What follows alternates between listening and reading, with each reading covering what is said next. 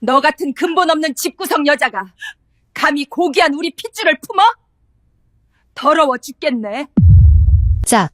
귀청이 찢어질 듯한 파열음과 함께 날카로운 이명이 머릿속을 뒤흔들었다.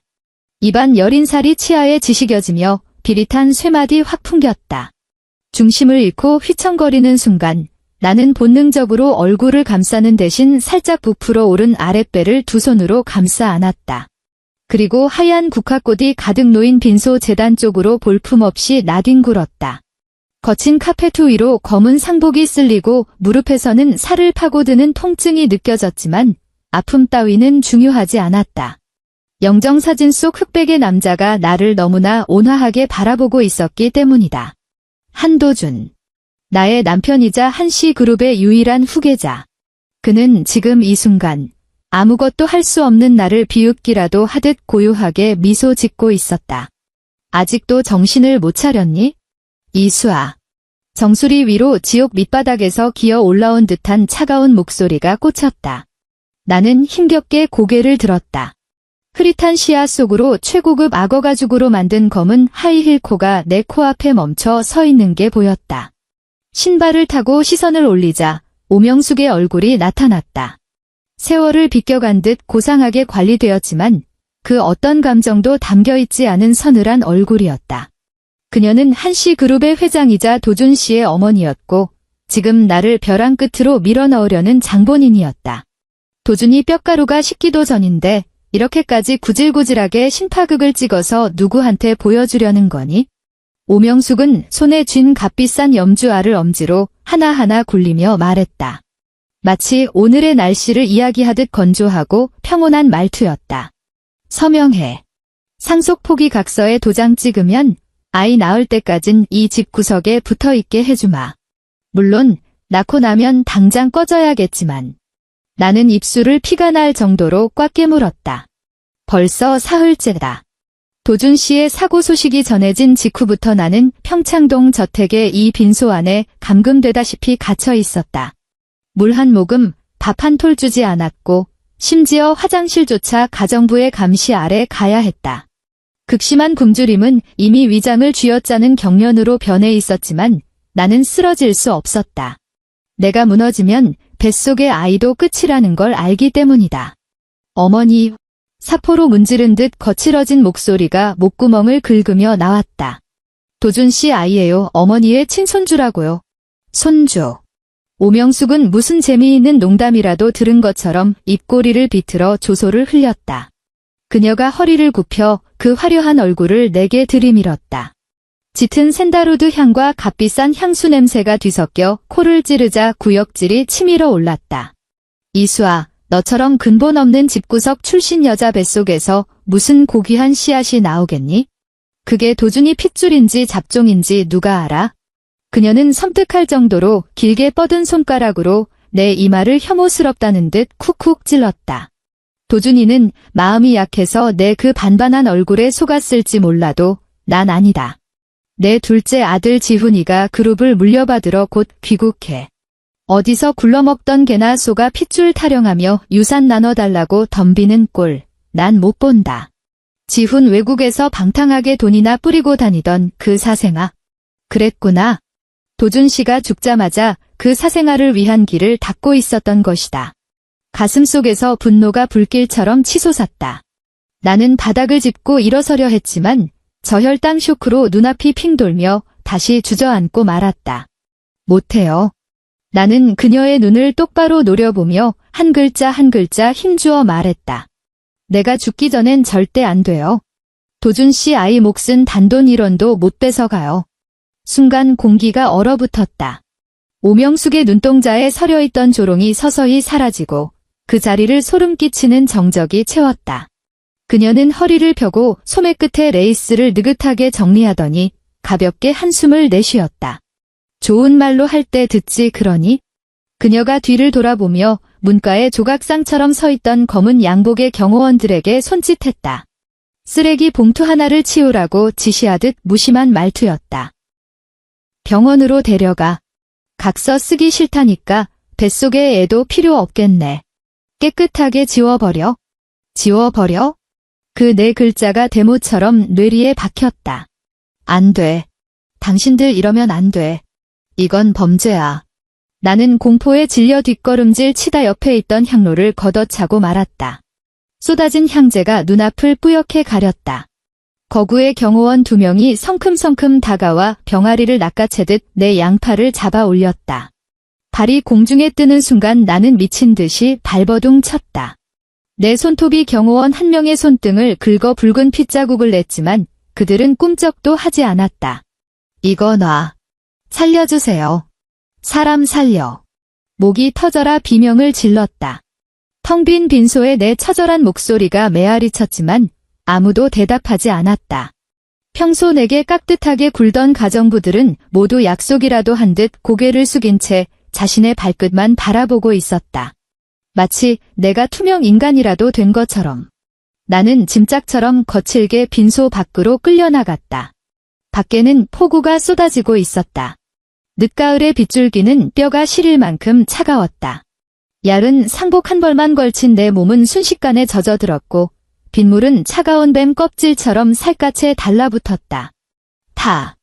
검은색 승합차 뒷좌석에 처박혔다. 쾅 하는 소리와 함께 문이 닫히자 바깥 세상의 모든 소리가 차단되었고 마지막 희망마저 끊어졌다. 차가 출발했다. 젖은 노면을 지시기는 타이어 소리가 심장을 긁어대는 것 같았다. 나는 뒷좌석 구석에 몸을 웅크린 채 덜덜 떨었다. 두 손으로 배를 필사적으로 감싸 안았다. 빗물과 섞인 눈물이 입안으로 흘러들었다. 쓰고 비렸다. 도준 씨가 생각났다. 3달 전 임신 테스트기를 들고 아이처럼 거실을 빙글빙글 돌며 기뻐하던 그 모습. 내 앞에 무릎을 꿇고 배에 귀를 갖다 대며 속삭이던 그 목소리. 아가야, 아빠다. 건강하게만 자라다오. 아빠가 세상에서 제일 좋은 것만 다 해줄게. 도준 씨, 보고 있어? 당신 어머니가 당신이 그토록 사랑하던 아이를 제 손으로 죽이려 해. 차창 밖 풍경이 빠르게 뒤로 밀려났다. 서울의 화려한 야경이 일그러진 유령의 얼굴처럼 보였다. 빗물 맺힌 창을 뚫고 들어온 네온 사인 불빛이 내 얼굴 위로 어지럽게 명멸했다. 얼마나 지났을까? 차가 한 사립병원 후문에 멈춰 섰다. 한시 그룹 사나이 병원, 오명숙의 사적인 영토였다. 문이 열리고 찬 바람이 들이닥쳤다. 반항할 틈도 없이 강제로 끌려 내려졌다. 발이 땅에 닿자마자 다리에 힘이 풀려 빗물이 고인 바닥에 무릎을 꿇었다. 무릎이 까져 피가 났지만 통증조차 느낄 수 없었다. 제발요 우리 아기 좀 살려주세요. 나는 경호원의 바짓단을 붙잡고 짐승처럼 애원했다. 돈 있어요. 제가 돈 드릴게요. 제발요. 경호원은 표정 하나 바꾸지 않고 내 손을 발로 걷어차더니 대기하고 있던 이동식 침대에 나를 던져 올렸다. 눈부신 백색 형광등이 머리 위로 빠르게 스쳐 지나갔다.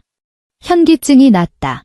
바닥 타일 위를 구르는 바퀴 소리가 마치 내 아이의 생명을 카운트다운하는 소리처럼 들렸다. 소독약 냄새가 진동하는 수술실로 밀려 들어갔다. 차갑고 톡 쏘는 그 냄새에는 죽음의 기운이 서려 있었다. 결박해. 마스크를 쓴 의사가 사무적으로 지시했다. 내 사진은 차가운 수술대 위에서 가죽끈으로 단단히 묶였다. 다리가 벌려지고 고정되는 순간 치욕과 공포로 정신을 잃을 것만 같았다. 안 돼. 하지 마. 나는 미친 듯이 몸을 비틀었다. 손목이 가죽끈에 쓸려 피투성이가 되었다. 오명숙. 천벌 받을 거야. 당신은 악마야. 아무도 내 저주를 듣지 않았다. 마취과 의사가 주사기를 들고 다가왔다. 바늘 끝에 맺힌 액체가 조명 아래서 서늘하게 번뜩였다. 그가 주사기를 톡톡 치며 약물을 조금 밀어내는 동작은 절망스러울 정도로 능숙했다. 산모가 너무 흥분 상태니 전신 마취로 진행합시다. 집도의가 심전도 모니터 위에서 미친 듯이 튀는 수치를 힐끔 보더니 차갑게 말했다. 바늘이 내 혈관을 향해 다가왔다. 1cm, 5mm. 나는 절망 속에 눈을 감았다. 눈물이 관자놀이를 타고 머리카락 속으로 흘러내렸다. 도준 씨, 미안해. 내가 우리 아기를 못 지켰어. 쾅. 그때였다. 굉음과 함께 수술실 문이 부서질 듯 열렸다. 멈춰. 낮지만 위험이 서린 목소리가 공간을 찢었다. 마취과 의사의 손이 흠칫 떨리며 바늘 끝이 내 피부를 스치고 지나가 붉은 생채기를 냈다. 나는 번쩍 눈을 떴다. 눈물로 흐릿한 시야 너머로 흰 가운을 입은 장신의 남자가 성큼성큼 걸어 들어오는 게 보였다. 강지혁. 한시병원 최연소 천재외과 의사이자 도준 씨의 생전 가장 친한 친구. 그의 얼굴에는 한 번도 본 적 없는 서리빨 같은 분노가 서려 있었다. 그가 주사기를 든 마취과 의사를 거칠게 밀쳐냈다. 어찌나 세게 밀었는지 의사가 뒤로 비틀거려 벽에 붙은 기구장과 부딪히며 과장창 소리가 났다. 강 선생님, 이건 회장님 지시입니다만. 옆에 있던 수간호사가 떨리는 목소리로 막아섰다. 당장 나가. 강지혁이 고개를 돌렸다. 수술용 메스보다 더 날카로운 눈빛이 수간호사의 말문을 단칼에 잘라버렸다. 환자에게 심각한 부정맥과 쇼크 전조 증상이 보인다. 지금부터 내가 집도한다. 전원 당장 나가. 환자가 테이블 대스하면 너희들 중 누가 책임질 거지? 목소리는 크지 않았지만 거역할 수 없는 압박감이 실려 있었다. 수술실 안의 의료진들이 서로 눈치를 보았다. 오명숙의 명령도 무거웠지만 당장 사람이 죽어나간다면 책임을 뒤집어 쓰고 싶은 사람은 없었다. 게다가 강지혁은 의학계에서 그들이 감히 건드릴 수 없는 위치에 있는 인물이었다. 몇 초간의 정적 후 집도의가 입술을 깨물며 손짓했다. 일단 나갑시다. 육중한 기밀문이 천천히 닫히고 수술실에는 나와 강지혁, 그리고 급박하게 울리는 심전도 모니터 소리만이 남았다. 나는 물에 빠진 사람이 수면 위로 올라온 것처럼 거칠게 숨을 몰아쉬었다. 강지혁이 수술대 앞으로 빠르게 다가왔다. 그는 아무 말 없이 내 손목과 발목을 옥죄던 결박을 신속하게 풀어냈다. 구속이 풀렸지만 일어날 힘조차 없었다. 나는 지식여진 고깃덩어리처럼 축 늘어져 있었다. 강강 선생님, 나는 덜덜 떨리는 손을 뻗어 그의 까운 소매를 잡으려 애썼다. 우리 아기 좀 살려주세요. 강지혁이 내 차가운 손을 꽉 잡았다. 크고 따뜻한 손바닥, 얇게 박힌 굳은 살이 느껴졌다. 그는 즉답 대신 문으로 걸어가 잠금 장치를 걸고 블라인드까지 내렸다. 모든 차단이 끝난 뒤에야 그가 내 곁으로 돌아와 가운 안주머니에서 두툼한 서류 봉투를 꺼냈다. 수아 씨, 잘 들어요?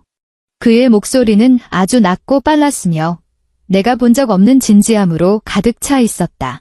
지금부터 내가 하는 말 하나도 빠짐없이 머리에 새겨야 합니다. 당신과 아이 목숨이 달린 일이에요. 나는 멍하니 그를 바라보았다. 머릿속이 하얘져서 기계적으로 고개를 끄덕일 뿐이었다. 강지혁이 봉투에서 서류를 꺼내 내 눈앞에 펼쳤다. 깨알 같은 조항들은 눈에 들어오지 않았지만 맨 아래 서명만은 선명하게 보였다. 도준 씨의 글씨체였다. 힘있고 단호한 필체. 이건 도준이가 반년 전에 작성한 비밀 유언장입니다. 이미 스위스에서 최고 등급의 신탁 공증까지 마친 상태예요. 강지혁의 목소리가 미세하게 떨렸다. 그 또한 거대한 슬픔을 억누르고 있는 듯했다. 녀석은 어머니와 동생이 자기 자리를 노리고 있다는 걸 알고 있었어요. 심지어 자신이 사고를 당할 수도 있다는 것까지 예감하고 있었죠. 심장이 쿵 내려앉았다. 도준 씨 다 알고 있었던 거야? 유언장 내용은 명확합니다. 본인이 사고로 사망할 경우 명의로 된 모든 지분과 자산은 이수아 씨와 뱃속의 태아에게 상속된다. 만약 아이가 불행히도 잘못될 경우 강지혁이 잠시 말을 멈추고 복잡한 눈빛으로 나를 보았다. 모든 자산은 사회복지재단에 전액 기부한다. 한시 가문 사람들은 단 한 푼도 가질 수 없다. 나는 입을 틀어막았다. 눈물이 왈칵 쏟아졌다. 그 바보가 항상 괜찮다고 웃어주던 그 바보 같은 사람이 뒤에서 날 위해 이렇게 긴 길을 닦아놓고 있었다니. 제가 이 유언장의 집행인이자 신탁 관리인입니다. 강지혁이 내 눈을 똑바로 응시했다. 지금 오명숙은 이 유언장의 존재를 모릅니다. 뱃속의 아이만 없애고 그 사생아를 안치면 모든 걸 가질 수 있다고 착각하고 있죠. 하지만 이 유언장을 알게 되는 순간 그녀는 수단과 방법을 가리지 않고 당신을 죽이려 들 겁니다. 당신과 아이가 이 세상에서 완전히 사라져야만 서류를 조작해서 재산을 뺏을 수 있으니까요. 그럼 전 어떻게 해야 해요? 뼛속까지 시린 한기가 느껴졌다. 강지혁이 깊은 숨을 들이쉬더니 주머니에서 빨간색 마커 펜을 꺼내 내 차트 위에 굵은 선을 그었다. 속여야 합니다. 그의 눈빛이 먹잇감을 노리는 늑대처럼 차갑고 단단해졌다. 내가 수술 기록을 조작할 겁니다. 극심한 쇼크와 외상으로 인한 대량 출혈, 그로 인한 유산이라고. 그리고 당신에게 약물을 주사할 겁니다. 앞으로 몇 시간 동안은 정말 유산한 것처럼 극도의 쇠약 증세와 생리적 반응이 나타날 거예요. 그가 내 어깨를 꽉 쥐었다. 손가락 힘이 어찌나 센지 아플 지경이었다. 수아 씨, 이건 도박이에요. 이 문을 나가는 순간 당신은 더 이상 한씨 가문의 며느리가 아닙니다. 남편과 아이를 모두 잃고 쫓겨난 비참한 여자가 되는 거예요. 온갖 모욕과 조롱을 듣게 될 거고 길바닥을 전전하게 될지도 모릅니다. 견딜 수 있겠습니까? 나는 그를 보다가 여전히 불러있는 내 배를 내려다보았다. 그곳에서 작은 생명이 끈질기게 뛰고 있었다. 도준 씨가 이 세상에 남긴 유일한 흔적. 나는 얼굴에 뒤범벅된 눈물과 빗물을 손등으로 닦아냈다. 눈동자 속에 남아있던 마지막 나약함이 증발했다. 아이만 지킬 수 있다면 나는 어금니가 으스러져라 꽉 깨물었다. 목구멍에서 쇳소리가 긁혀나왔다. 지옥 불이라도 기꺼이 들어갈게요. 강지혁이 고개를 끄덕였다. 그의 눈에 짧은 경위가 스쳤다. 그는 약장에서 앰플 하나를 꺼내 능숙하게 땄다. 조금 아플 겁니다. 참으세요. 차가운 약물이 혈관을 타고 몸속으로 퍼져나갔다. 10분 후 수술실 문이 열렸다. 강지혁이 피로에 찌든 얼굴로 걸어 나왔다. 그는 마스크를 벗으며 문밖에서 대기하던 경호원들에게 싸늘하게 말했다. 수술은 실패했어. 산모는 살렸지만 아이는 못 막았다. 출혈이 너무 심해서. 안에서 뒤처리 중이야. 경호원들이 서로 눈빛을 교환하더니 한 명이 즉시 전화를 걸었다. 회장님, 얘 강 선생 말이 못 살렸답니다. 대량 출혈 알겠습니다. 전화를 끄는 경호원이 수술실 안으로 들어와 침대 위에 누운 나를 확인했다. 창백하다 못해 시체처럼 하얀 얼굴, 붉은 피로 흥건하게 젖은 시트. 그는 마치 밟혀 죽은 벌레를 보듯 나를 내려다보았다. 깨끗해졌으면 데리고 나가. 회장님 말씀이 재수옴 붙은 년 병원에 두지 말랍니다. 나는 쓰레기처럼 병원 정문 밖으로 내동댕이 쳐졌다. 밖은 여전히 폭우가 쏟아지고 있었다. 나는 맨발로 진흙탕이 된 아스팔트 위에 섰다. 걸친 것이라곤 얇은 환자복 한 벌뿐이었다. 등 뒤로 병원의 육중한 자동문이 닫히며 따스한 온기와 빛을 완전히 차단해버렸다. 경호원 하나가 차창 밖으로 검은 비닐봉지를 툭 던졌다. 내 소지품이었다. 낡은 옷 몇 가지와 액정이 박살난 휴대폰. 이수아 씨, 회장님 전원입니다. 차 안에 앉은 경호원이 창문을 내리며 잔인한 미소를 지었다. 앞으로 서울 바닥에 얼씬도 하지 마셔. 만약 도련님 아니 이제 지훈 사장님 눈에 띄면 이보다 더 험한 꼴 보게 될 테니. 검은색 승합차가 흙탕물을 튀기며 유유히 사라졌다. 나는 빗속에 홀로 서서 사시나무처럼 떨었다. 뼛속까지 파고드는 추위였다. 고개를 숙여 맨발을 보았다. 발가락이 보라색으로 얼어붙었고 거친 아스팔트 바닥에 쓸려 쓰라렸다. 하지만 나는 웃고 있었다. 이 광포한 비바람 속 절망적인 거리 한복판에서 나는 배를 감싸 안고 낮고 쉰 목소리로 웃음을 터뜨렸다. 있다. 내 손바닥에 미약하지만 분명한 온기가 느껴졌다. 아기가 살아있다. 나는 고개를 들어 빗물이 내 얼굴을 씻어내리게 두었다. 저 멀리 화려하게 불을 밝힌 채 나를 비웃고 있는 도시를 바라보며 나는 심장에 맹세를 새겼다. 오명숙, 김지훈. 너희가 아다간 돈, 내게 날린 따귀, 오늘 밤 내 몸을 적신 빗방울 하나하나까지 전부 장부에 적어두마. 너희가 나를 귀신으로 만들었으니 기꺼이 지옥에서 기어 돌아온 악귀가 되어주지. 기다려라. 3년 후 서울 포시즌스 호텔 그랜드 볼룸. 거대한 크리스탈 샹들리에가 사치스러울 정도로 찬란한 빛을 쏟아내며 홀 전체를 대낮처럼 밝히고 있었다. 공기 중에는 샴페인의 달콤한 향과 값비싼 화장품 냄새가 떠다녔고 우아한 바이올린 선율이 사람들 사이를 흐르며 가식적인 안부 인사와 은밀한 속삭임을 덮어주었다. 대한민국 최고의 자선 경매 행사 별이 빛나는 밤. 초대장을 받은 사람은 하나같이 정재계의 거물들 뿐이었다. 오늘 밤 하이라이트가 파란 눈물이라면서요? 한씨 그룹 5 회장이 내놓은 그 사파이어 목걸이 말이에요. 세상에, 그거 한씨 집안 가보잖아요. 쉰 목소리 낮춰요. 듣자 하니 한씨 그룹 자금 사정이 말이 아니라던데. 그 둘째 아들 김지훈이 해외 사업을 줄줄이 말아먹어서 몇천억을 날렸다나 봐요. 5 회장이 그거 메우려고 집안 살림 파는 거라니까. 오트 쿠티르 드레스를 입은 부인들이 구석에 모여 샴페인 잔을 뜬 채 수근거렸다. 그들의 시선은 힐끔힐끔 연 회장 맨 앞 테이블을 향했다. 그곳에 오명숙이 앉아 있었다. 3년 사이 그녀는 눈에 띄게 늙어 있었다. 화장은 여전히 완벽했고 짙은 보라색 벨벳 드레스는 귀티가 흘렀지만 눈가에 자글자글한 주름과 굳게 담은 인매는 그녀의 초조함과 피로를 숨기지 못했다. 그 옆에 앉은 김지훈은 지루해 죽겠다는 표정으로 휴대폰만 들여다보고 있었다. 재벌 후계자의 품격이라고는 찾아볼 수 없는 모습이었다. 귀빈 여러분, 드디어 오늘 밤 가장 주목받는 경매품입니다. 경매사의 격앙된 목소리가 좌중의 잡담을 갈랐다. 조명이 어두워지고 무대 중앙의 진열장 위로 핀 조명 하나가 떨어졌다.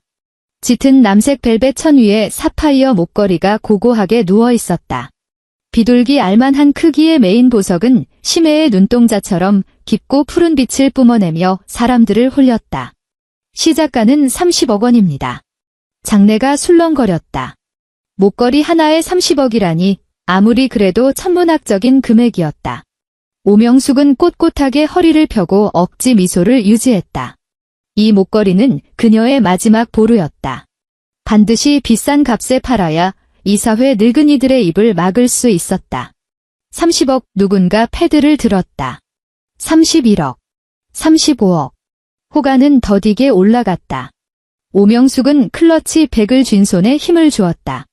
관절이 하얗게 질렸다. 너무 느리다. 이 정도로는 턱도 없는데. 바로 그때였다. 연 회장의 거대한 문이 활짝 열렸다. 또각, 또각, 또각.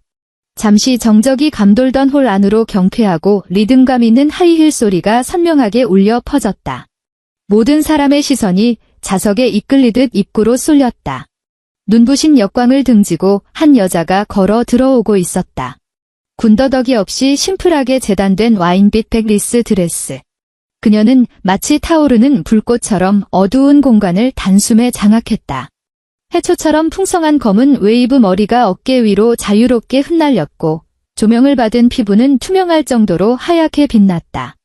그녀는 얼굴의 절반을 가리는 커다란 선글라스를 끼고 있었지만 그 아래로 드러난 오뚝한 콧날과 핏빛처럼 붉은 입술만으로도 압도적인 존재감을 뿜어내고 있었다.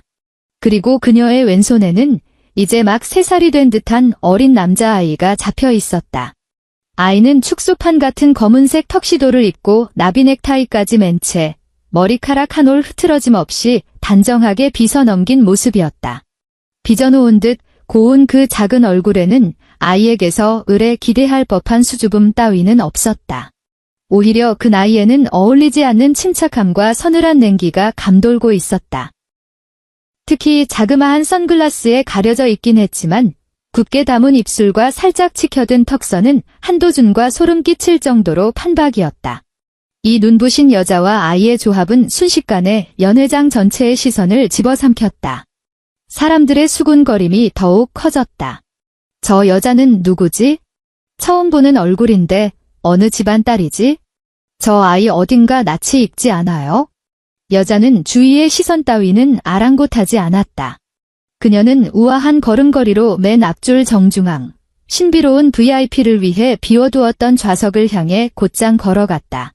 오명숙이 앉은 테이블을 지나칠 때도 그녀의 발걸음은 조금도 지체되지 않았다. 심지어 고개조차 돌리지 않았다. 마치 그곳에 앉아있는 사람들이 투명한 공기 덩어리에 불과하다는 듯. 그녀가 자리에 앉아 우아하게 다리를 꼬았다. 옆에 있던 아이도 얌전하게 의자 위로 기어 올라가더니 허리를 꼿꼿하게 펴고 앉았다. 고사리 같은 손에는 미니 아이패드가 들려 있었고 손가락은 마치 중요한 결제 서류라도 검토하듯 화면 위를 빠르게 미끄러지고 있었다. 단상 위의 경매사가 잠시 멍하니 있다가 퍼뜩 정신을 차렸다. 현재가는 38억입니다. 더 응찰하실 분 계십니까? 여자가 오른손을 가볍게 들었다. 경매 패들 대신 길고 하얀 두 손가락을 펴보였다. 옆에서 수행하던 직원이 즉시 목청을 높여 외쳤다. 여기 S님께서 제시하셨습니다. 직원은 잠시 멈칫했다. 그 금액에 본인도 놀란 듯 깊게 숨을 들이마신 뒤에야 소리쳤다. 100억. 웅성. 연 회장은 순식간에 벌집을 쑤신 듯 터져나갔다. 단숨에 3배 가까이 뛴 금액이었다. 오명숙이 벌떡 일어났다. 믿을 수 없다는 눈으로 그 붉은 뒷모습을 노려보았다. 100억. 그 정도면 급한 불을 끄고도 남을 금액이었다. 하지만 저 밑도 끝도 없이 나타난 여자는 대체 누구란 말인가? 100억, 한 번. 100억, 두 번. 경매사의 목소리가 흥분으로 덜덜 떨렸고 얼굴은 붉게 상기되었다. 잠깐. 침묵을 지키던 여자가 입을 열었다. 크지 않은 목소리였지만 자석처럼 사람을 끌어당기는 서늘한 음성이 옥기대 달린 마이크를 타고 홀 구석구석까지 선명하게 퍼졌다. 생각이 바뀌었어요. 그녀가 얼굴을 가리고 있던 선글라스를 벗어 옆에 앉은 아이에게 건넸다. 숨이 멎을 듯 아름다운 얼굴이 드러났다. 하지만 사람들을 더 놀라게 한 것은 그 눈이었다.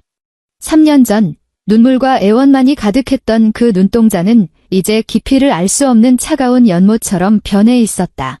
보는 사람을 공포에 떨게 할 만큼 고요했다. 오명숙은 그 얼굴을 확인하는 순간 벼락이라도 맞은 듯 다리에 힘이 풀려 의자에 주저앉고 말았다. 손에 들고 있던 샴페인 잔이 바닥으로 떨어지며 쨍그랑 소리와 함께 박살이 났다. 이수아. 그녀가 비명을 질렀다. 귀신이라도 본 듯한 공포가 서려 있었다. 주위가 찬물을 끼얹은 듯 조용해졌다. 사람들의 시선이 두 여자 사이를 바쁘게 오갔다. 이수아. 남편을 잡아먹고 유산까지 해서 쫓겨났다는 그 전설 속의 며느리? 나는 천천히 몸을 돌렸다. 입꼬리에는 완벽한 미소를 걸었지만 눈빛만은 칼날처럼 오명숙의 창백한 얼굴을 훑어내렸다. 100억이라니 이 목걸이 하나 사기엔 너무 싸구려 같잖아요. 나는 클러치백에서 검은색 카드 한 장을 꺼내 손가락 사이에 끼우고 가볍게 흔들었다. 조명을 받아 번뜩이는 카드 테두리에는 무제한 한도를 상징하는 금빛이 감돌고 있었다. 기왕 자선 파티인 거 판을 좀 키워볼까요? 나는 오명숙을 바라보았다. 도살장에 끌려온 양을 보듯 붉은 입술을 열었다. 200억 단 조건이 하나 있어요. 자리에서 일어나 오명숙의 코앞까지 걸어갔다. 하이힐 굽이 깨진 유리 조각을 밟으며 신경을 긁는 오도독 소리를 냈다. 그녀와 불과 반 미터 거리에서 멈춰섰다. 나는 한때 천하를 호령했던 이 늙은 여자를 위해서 아래로 내려다보았다. 내가 사려는 건 이 목걸이뿐만이 아니거든요. 내 손이 아이의 어깨 위에 가볍게 얹어졌다. 아이가 고개를 들고 선글라스를 벗었다. 한도준과 똑같이 생긴 눈동자가 자신의 할머니를 차갑게 응시했다. 좌중에서 헉하는 숨소리가 터져나왔다. 너무나 똑같았다. 이건 한도준의 어린 시절을 그대로 옮겨놓은 것 같았다. 나는 허리를 숙여 덜덜 떨고 있는 오명숙의 귓가에 입을 가져다 댔다. 오직 우리 둘만 들을 수 있는 목소리로 속삭였다. 어머님. 어머님 회사, 제가 마음에 들어서요. 자리 비워주실 준비는 되셨죠? 대답을 기다리지 않고 허리를 폈다. 그리고 테이블 위에 놓인 아무도 손대지 않은 레드 와인 잔을 집어들었다. 검붉은 액체가 잔 속에서 출렁이며 극도의 공포로 일그러진 오명숙의 얼굴을 비췄다. 나는 그녀를 향해 가볍게 건배를 제의하듯 잔을 들어 올린 뒤 손목을 뒤집었다. 촤아! 와인이 쏟아져 내렸다. 값비싼 목걸이가 놓인 진열장 위로, 그리고 위태롭게 흔들리는 한시 그룹의 미래 위로 붉은 얼룩이 번져나갔다. 그날 밤의 와인 세례는 서울의 가심난 일면을 붉게 물들였다. 하지만 내게 그것은 전체 요리에 불과했다. 진짜 단두대는 3일 뒤 한시 그룹 임시 주주총회장에 세워졌다. 장소는 여의도 그룹 본사 사옥. 이른 아침에 서울은 잿빛 스모그에 갇혀 있었다. 마치 주인이 바뀌기 직전에 이 거대한 빌딩처럼 쇠락해가는 기운이 감돌았다. 사옥 입구는 대포 같은 카메라를 든 기자들로 인산인해를 이루었다. 플래시 세례가 소리 없는 천둥 번개처럼 터지며 재벌가의 치부를 들추려 했다. 나는 검은색 마이바흐 뒷좌석에 앉아 선팅된 유리 너머로 그 풍경을 차갑게 응시했다. 이사님, 시간 됐습니다. 조수석에 앉아있던 강지혁이 뒤를 돌아보았다. 오늘 그는 흰 가운 대신 날카롭게 재단된 짙은 회색 쓰리피스 슈트를 입고 있었다. 금태 안경이 눈빛의 예리함을 가려주어 메스를 든 의사가 아니라 치밀한 월가의 전략가처럼 보였다. 가죠. 옷깃을 정리하고 차 문을 밀었다. 구두 끝이 땅에 닿는 순간 셔터 소리가 파도처럼 밀려왔다. 하지만 나는 멈추지 않았다. 10여 명의 경호원이 만든 인간 벽의 호위를 받으며 인파를 뚫고 회전문 안으로 걸어 들어갔다. 최상층 대회의실. 육중한 참나무 문이 열리자 웅성거리던 회의장이 순식간에 죽은 듯 고요해졌다. 긴 회의 테이블 끝 회장석에는 오명숙이 앉아 있었다. 3일 못 본 사이에 10년은 늙은 것 같았다. 검게 염색했던 올림머리 사이로 희끗희끗한 흰머리가 빚어나왔고 언제나 기세등등하던 눈 밑에는 검푸른 그늘이 내려앉아 경련하고 있었다. 그녀의 오른편에 앉은 김지훈은 숙취로 얼굴이 퉁퉁 부은 채 넥타이를 빗돌게 매고 초조하게 다리를 떨고 있었다. 내가 들어서자 오명숙이 마이크를 움켜쥐었다. 손톱이 마이크를 긁으며 찌릿한 잡음을 냈다. 이수아. 그녀가 이를 갈았다. 연기에 그을린 듯 쉰 목소리였다. 여기는 주주총회장이다. 관계없는 외부인은 당장 나가. 나는 그녀의 고함 따위는 무시하고 느긋한 걸음으로 테이블 반대편의 빈자리를 향해 걸어갔다. 의자를 빼고 앉아 다리를 꼬는 동작이 물 흐르듯 자연스러웠다. 마치 이미 수없이 이곳에 앉아봤던 사람처럼. 외부인이요. 나는 코웃음을 치며 강지혁에게서 서류철을 건네받아 테이블 위에 툭 던졌다. 탁 하는 파열음이 울렸다. 어머님, 노망이라도 나셨어요. 전 S펀드의 투자자 대표일 뿐만 아니라 그룹 지분 5%를 보유한 개인 주주이기도 해요. 참석 권한이 있다고요? 5%. 김지훈이 책상을 치며 벌떡 일어났다. 개소리 집어치워. 내가 무슨 돈이 있어서 그만큼을 가져. 앉으십시오. 강지혁이 차갑게 입을 열었다. 내 등 뒤에 선 그는 흔들리지 않는 산과 같았다. 김지훈 사장, 언행 조심하십시오. 보안요원에게 끌려나가고 싶지 않다면? 오명숙이 깊은 숨을 들이쉬며 억지로 화를 눌렀다. 그녀는 회의장을 둘러보며 이미 매수해둔 이사들에게 눈짓을 보냈다. 기왕 왔으니 어디 한번 구경이나 해라. 그녀가 억지로 위험을 가장하며 말했다. 지금부터 적대적 인수 합병 방어를 위한 신주 발행건에 대해 표결을 시작한다. 증자만 통과되면 누군가의 헛된 꿈도 끝장일 테니. 그녀의 마지막 발악이었다. 불법 증자를 통해 내 지분율을 희석하고 경영권을 방어하려는 속셈. 반대합니다. 강지혁의 목소리는 크지 않았지만 회의장 전체를 뚫고 나갈 만큼 명료했다. 내가 반대해서 어쩔 건데? 오명숙이 비웃었다. 여긴 지분으로 말하는 곳이야. 바로 그 지분으로 말하는 겁니다. 강지혁이 서류 가방에서 검은색 녹음기를 꺼내 테이블 중앙에 가볍게 내려놓았다. 고 한도준 회장의 유일한 법적 상속인을 대리하여 거부권을 행사하겠습니다. 한도준은 죽었어. 자식도 없는데 상속인은 무슨 얼어 죽을 상속인이야. 오명숙이 히스테릭하게 소리 질렀다. 강지혁은 대꾸 없이 긴 손가락을 뻗어 재생 버튼을 눌렀다. 회의장에 정적이 흐르고 녹음기에서 치직거리는 소리가 났다. 이어서 날카롭고 표독스러운 이 자리에 있는 모두에게 너무나 익숙한 목소리가 흘러나왔다. 깨끗하게 지워버려. 각서 쓰기 싫다니까 뱃속에 애도 필요 없겠네. 병원으로 데려가 깨끗하게 지워버려. 3년 전 국화 향기와 죽음의 냄새가 진동하던 그 빈소에서 내뱉었던 오명숙의 목소리였다. 오명숙의 얼굴이 백지장처럼 하얗게 질렸다. 그녀는 덜덜 떨리는 손을 뻗어 녹음기를 낚아채려 했지만 마음이 급해 의자와 함께 바닥으로 나뒹굴고 말았다. 당장 끄지 못해. 조작이야. 이건 모함이라고. 그녀는 머리카락이 헝클어진 채 바닥에서 미친 여자처럼 발버둥 쳤다. 녹음은 계속되었다. 이번에는 수술실 안의 소리였다. 강 선생님, 이건 회장님 지시입니다만 당장 나가. 수술은 실패했어. 아이는 못 막았다. 녹음이 끝났다. 강지혁이 녹음기를 끄고 경악에 입을 다물지 못하는 주주들을 횃불 같은 눈빛으로 쏘아보았다.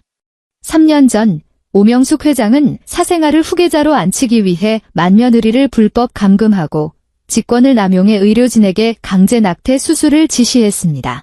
한씨그룹의 정통 후계자를 살해하려 한 것입니다. 강지혁의 목소리는 판결문을 낭독하듯 서늘했다. 그는 파일에서 친자 확인 감정서를 꺼내 김지훈의 얼굴에 세게 던졌다. 종이가 흩날리며 날카로운 모서리가 김지훈의 뺨을 스치고 지나갔다. 눈 똑바로 뜨고 확인해. 강지혁이 보고서를 가리켰다. 한우주. 남. 3세. 유전자 감식 결과. 고 한도준 씨와 99.9999% 일치. 그는 한도준의 유일한 혈육이자 유언장에 따라 현재 한씨그룹의 최대 단일 주주로서 지분 35%를 소유하고 있습니다. 말도 안 돼. 이럴 리가 없어. 김지훈이 보고서를 움켜쥐고 사시나무 떨듯 떨었다. 그 잡종은 분명 죽었는데 유산됐다고 했잖. 그건 당신들 같은 악독한 모자에게서 아이를 지키기 위한 연극이었어. 내가 자리에서 일어나 바닥에 주저앉은 오명숙을 내려다보았다. 어머님, 핏줄 그렇게 좋아하시잖아요. 친손주가 살아있다는데 안 기쁘세요? 오명숙이 고개를 들었다. 텅 빈 눈동자에 절망이 가득했다.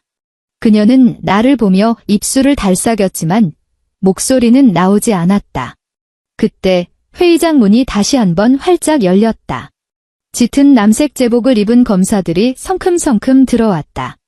선도의 선 검사가 체포영장을 들이밀었다. 오명숙 씨, 김지훈 씨 두 분을 살인 교사 미수, 공금 횡령, 주가 조작 및 다수의 경제범죄 혐의로 긴급 체포합니다. 동행하시죠. 차가운 수갑이 철컥 소리를 내며 오명숙의 곱게 관리된 손목을 채웠다. 한때 천하를 호령하던 그 손은 차가운 금속 고리 안에서 한없이 늙고 초라해 보였다. 그녀가 양쪽에서 붙들려 질질 끌려나갔다. 내 옆을 지날 때 그녀가 갑자기 발버둥 치며 멈춰섰다. 원독 어린 눈빛이 나를 뚫을 듯 노려보았다. 이수아 내 이 독한 년 내가 한씨 집안을 망쳤어. 나는 그녀를 보며 가볍게 고개를 저었다. 입가에 희미한 냉소를 머금었다. 아니요, 어머님. 집안을 망친 건 제가 아니라 어머님의 그 탐욕이에요. 나는 그녀에게 가까이 다가가 나지막이 속삭였다. 참, 깜빡할 뻔했네요. 우주 이름, 도준 씨가 생전에 지어놓은 거요. 우주라는 뜻이죠. 아이가 이 집구석보다 더 넓은 세상을 가졌으면 좋겠다고 했어요. 안타깝게도 어머님이 제 손으로 그 세상을 문 밖으로 내치신 겁니다. 오명숙의 동공이 급격히 수축했다. 목구멍에서 꺽 하는 괴상한 소리가 나더니 눈이 뒤집히며 그 자리에서 기절해 버렸다. 아수라장이 된 현장과 터지는 플래시 속에서 한때 서울을 쥐락펴락했던 모자는 죽은 개처럼 끌려나갔다. 나는 통유리창 앞에 서서 발 아래 개미떼처럼 모여든 인파와 경찰차의 붉고 푸른 경광등을 내려다보았다. 손에 들린 휴대폰이 진동했다. 화면을 확인했다. 한시 그룹의 주가가 폭포수처럼 곤두박질 치고 있었다. 구시대가 무너져 내리는 소리였다. 강지혁이 내 곁으로 다가와 미지근한 물 한 잔을 건넸다. 끝났군요. 왜 그가 말했다. 나는 물잔을 받아 들고 손바닥에 전해지는 온기를 느끼며 구름을 뚫고 나오는 햇살을 바라보았다. 아니요, 이제 시작이에요. 2달 후, 서울 구치소. 중범죄자들이 수감되는 이곳은 1년 내내 햇볕 한 줌 들지 않는 곰팡내와 소독약 냄새로 가득 차 있었다. 나는 면회실 의자에 앉아 우주를 무릎에 앉혔다. 두꺼운 방탄유리 너머로 오명숙이 보였다. 불과 2달 사이 그녀는 완전히 딴 사람이 되어 있었다. 공들여 염색했던 머리카락은 이제 하얗게 새어 마른 지푸라기처럼 헝클어진 채 머리 위에 얹어 있었다. 죄수복은 앙상한 몸 위에서 헐렁하게 펄럭였고 얼굴은 검버섯과 깊은 주름으로 뒤덮였다. 등을 잔뜩 구부린 모습은 길거리에서 흔히 볼 수 있는 폐지 줍는 노파와 다를 바 없었다. 나를, 아니 내 품에 안긴 우주를 보자 그녀의 탁한 눈동자에 기이한 광채가 번뜩였다. 그녀가 유리에 매달렸다. 앙상한 손가락으로 유리면을 미친 듯이 긁어대며 소름 끼치는 소리를 냈다. 손주 내 손주. 그녀는 유리의 얼굴을 지식이며 도준씨를 쏙 빼닮은 우주의 얼굴을 탐욕스럽게 훑었다. 입안에서 웅얼거리는 소리가 흘러나왔다. 할미 좀 보자 어서 할미 좀 보게 해다오. 우주는 그녀의 흉측한 모습에 겁을 먹고 내 품으로 파고들었다. 고사리 같은 손이 내 옷깃을 꽉 움켜쥐었다. 엄마, 무서워. 나는 우주의 등을 토닥이며 유리 너머의 여자를 차갑게 응시했다. 손주라고 부르지 마세요. 내 목소리는 작았지만 텅 빈 면회실 안에서 또렷하게 울렸다. 당신은 자격 없으니까. 오명숙이 멍하니 멈칫하더니 이내 눈물 콧물을 쏟아내기 시작했다. 그녀는 바닥에 무릎을 꿇고 마이크를 향해 울부짖었다. 수아야, 내가 잘못했다. 내가 귀신에 씌었었나 봐. 제발 한 번만 만지게 해다오. 딱 한 번만. 도준이도 갔는데 저 아이가 한씨 집안의 유일한 뿌리 아니냐. 한씨 집안의 뿌리요. 내가 코웃음을 쳤다. 그 뿌리를 송두리째 뽑아서 다져버리고 하수구에 버리려던 사람이 바로 당신 아니었나요? 오명숙의 울음소리가 누군가 목을 조른 듯 뚝 끊겼다. 그날 밤이 얼마나 추웠는지 아세요? 나는 그녀의 눈을 똑바로 보며 한 글자씩 씹어뱉듯 말했다. 빗물이 칼날처럼 살을 베는 것 같았어요. 저는 빗물 고인 바닥에 무릎 꿇고 경호원들에게 빌었어요. 당신에게 빌었어요. 제발 내 목숨은 가져가도 좋으니 아이만은 살려달라고. 그런데 당신이 뭐라고 했죠? 깨끗하게 지워버리라고 했어요. 당신을 이곳에 쳐넣지 않았다면, 당신이 가진 모든 걸 뺏지 않았다면 내 우주는 언젠가 그 음모 가득한 집구석에서 죽임당했을 거예요. 나는 자리에서 일어나 우주의 작은 턱시도를 매만져 주었다. 오늘 아이를 데려온 건 당신에게 천륜의 기쁨 따위를 주려는 게 아니에요. 나는 우주를 안고 유리 앞으로 다가가 아이가 오명숙을 정면으로 보게 했다. 우주야, 저 안에 있는 사람 잘 봐. 우주가 커다란 눈을 깜빡이며 두려움과 호기심이 섞인 눈으로 낯선 할머니를 바라보았다. 이 얼굴 기억해둬. 나는 아이에게 다정하게 말했지만 그 내용은 얼음 송곳이 되어 오명숙의 심장을 찔렀다. 나쁜 사람이야. 나중에 누가 저 사람 얘기를 하면 기억해야 해. 내 아빠를 죽게 만든 공범이고 너까지 죽이려 했던 살인자란다. 안 돼. 안 돼. 오명숙이 유리를 미친 듯이 두드리며 절규했다. 애한테 헛소리하지 마. 내가 할미다. 내가 할미라고. 나는 그녀의 발광을 무시하고 뒤돌아 문을 향해 걸어갔다. 남은 평생 그곳에서 참회나 하세요. 한시 그룹이 저와 우주의 손에서 당신은 감히 꿈도 못 꿀 높이로 올라가는 걸 지켜보면서 등 뒤에서 오명숙에 찢어지는 듯한 통곡 소리가 들려왔다. 덫에 걸린 짐승이 내지르는 마지막 비명이었다. 구치소 정문을 나서자 바깥의 햇살이 눈 부셨다. 강지혁이 검은색 마이바흐 옆에 기대 서 있다가 내가 나오는 것을 보고 피우던 담배를 비벼 끄고 성큼성큼 다가왔다. 그는 안에서 무슨 일이 있었는지 묻지 않았다. 그저 자연스럽게 내 품에서 우주를 받아 안고 아이를 번쩍 들어 올렸다. 우주야, 삼촌 보고 싶었어? 응, 우주가 까르르 웃으며 강지혁의 목을 끌어안고 뺨에 뽀뽀를 했다. 삼촌, 우리 어디 가요? 강지혁이 나를 보았다. 눈가에 다정한 웃음이 가득했다. 아빠 만나러. 차가 억압적인 구치소를 벗어나 교외의 추모 공원을 향해 달렸다. 경기도의 한 풍광 좋은 개인 묘역. 도준 씨의 비석은 산중턱, 서울이 정면으로 내려다 보이는 곳에 서 있었다. 나는 하얀 리시안셔스 꽃다발을 비석 앞에 놓았다. 도준 씨가 생전에 가장 좋아했던 꽃, 꽃말은 변치 않는 사랑. 사진 속의 도준 씨는 여전히 젊었고 미소는 처음처럼 따뜻했다. 우주가 얌전하게 비석 앞에 무릎을 꿇고 고사리 같은 손을 뻗어 사진 속 자신과 꼭 닮은 남자를 쓰다듬었다. 아빠, 나 우주예요. 아이의 맑은 목소리가 바람에 실렸다. 엄마가 아빠는 슈퍼히어로라서 하늘에서 우리 지켜준대요. 나 이제 많이 컸으니까 내가 엄마 지켜줄게요. 코끝이 찡해지며 눈물이 핑 돌았다. 따뜻하고 커다란 손이 내 어깨를 감쌌다. 다 듣고 있을 겁니다. 강지혁이 낮게 말했다. 나는 고개를 돌려 지옥 갔던 시간을 함께 건너와 다시 인간 세상으로 나를 이끌어준 남자를 바라보았다. 산들바람이 그의 머리카락을 흐트려 놓았지만 그의 눈빛만은 흔들림 없이 깊고 단단했다. 지혁 씨, 내가 작게 불렀다.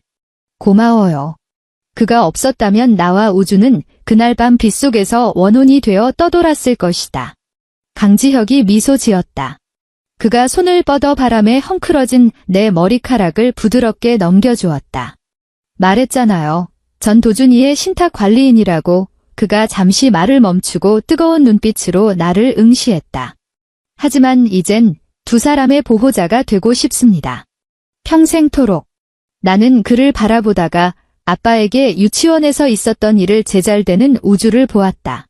지난 3년간 가슴을 짓누르던 거대한 바위가 마침내 가루가 되어 바람에 흩어졌다.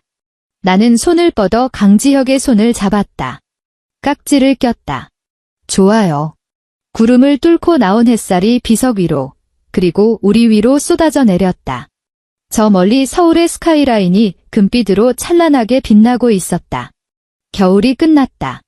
마침내 봄이 왔다. 끝.